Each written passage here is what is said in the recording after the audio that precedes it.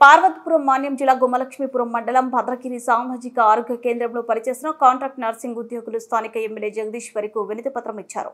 ఆ తర్వాత ఆసుపత్రి ప్రాంగణంలో నిరసన కార్యక్రమం చేపట్టారు. వారు మాట్లాడుతూ గత ప్రభుత్వం సర్వీస్లో ఉన్న ఏఎన్ఎంలకు ఇంటెన్సిఫైడ్ జీఎన్ఎం పేరుతో నైపుణ్య శిక్షణ ఇచ్చిందని, ప్రస్తుతం జీవో నెంబర్ 115 విడుదల చేసి శిక్షణ తీసుకున్న వారికి స్టాఫ్ నర్సు ఉద్యోగాలు ఇవ్వడాన్ని పూర్తిగా వ్యతిరేకిస్తూ అత్యవసర విధులను కొనసాగిస్తూ దశల వారీగా నిరసనలు చేపడతామని తెలిపారు. ప్రస్తుతం జీవో నెంబర్ 115ని రద్దు చేయాలని, కాంట్రాక్ట్ నర్సింగ్ ఉద్యోగులను రెగ్యులర్ చేసి ఉద్యోగ భద్రతలను కల్పించాలని, కరోనా లాంటి విపత్కర పరిస్థితుల్లో కూడా ప్రాణాలకు తెగించి విధులు నిర్వహించామని, మా సేవలను గుర్తించి ప్రభుత్వం మమ్మల్ని ఆదుకోవాలని కోరుతున్నామన్నారు.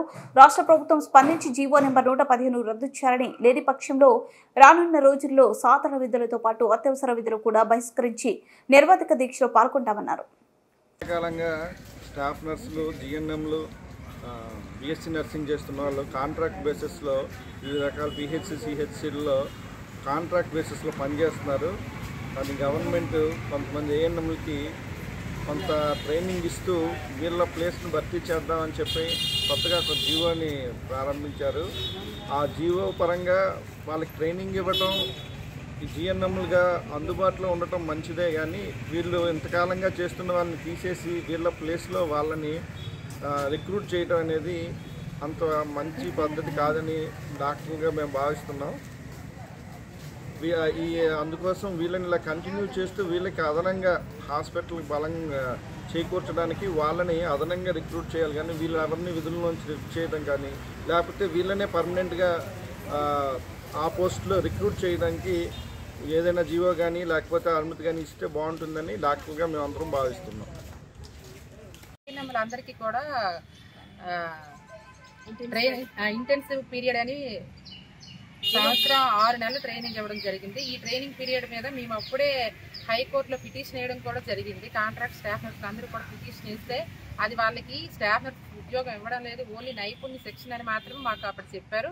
ఈ నైపుణ్య శిక్షణ అనేసి మాకు చెప్పి ఇప్పుడు సడన్గా జీవో 115 రిలీజ్ చేసి దాని ద్వారా మా regular contract staff nurse post అన్ని కూడా ఏ నెంబర్కి ఇవ్వడంలో ప్రభుత్వం మాకు అన్యాయం చేస్తుందని మేము ఇప్పుడు బాధతో ఉన్నామన్నమాట. కాబట్టి మా బాధను అర్థం చేసుకొని మా పోస్టుల్లో ఎవరైతే అర్హత ఉందో, ఏ స్టాఫ్ నర్సులు అయితే కష్టపడి సర్వీస్ని అందిస్తున్నారో వాళ్ళని మాత్రమే రెగ్యులర్ చేసి, ఏ నెంబర్లకు కూడా రెగ్యులరైజేషన్లు ఉన్నాయి కానీ వాళ్ళకి మా పోస్టులో రెగ్యులర్ చేయకుండా వాళ్ళకి కూడా రెగ్యులరైజేషన్ చేసి వాళ్ళు ప్రమోషన్స్ హెచ్వి, సిహెచ్ ఆ విధంగా ఏఎన్ఎంస్ ప్రమోషన్లో వెళ్ళాలి, కానీ వాళ్ళతో స్టాఫ్ నర్సుల పోస్టులో వేయకూడదు. ఎందుకంటే ఇప్పుడు మా డిపార్ట్మెంటే కాదు, మన రాష్ట్రంలో చూస్తే ప్రతి డిపార్ట్మెంట్లో ఉన్నాయి.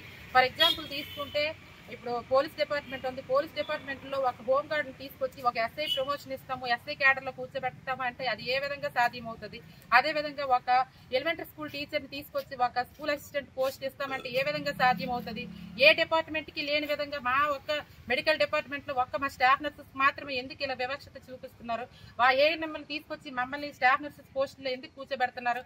అంటే ఇంతవరకు ఏఎన్ఎంలు కానీ ఆశా వర్కర్లు కానీ రోడ్లెక్కి వాళ్ళు ధర్నాలు చేశారనా? ఇంతవరకు ఏ స్టాఫ్ నర్సులు కోవిడ్ టైంలో కూడా మాకు జీతాలు లేని పరిస్థితుల్లో కూడా మేము ధర్నాలు చేయలేదే.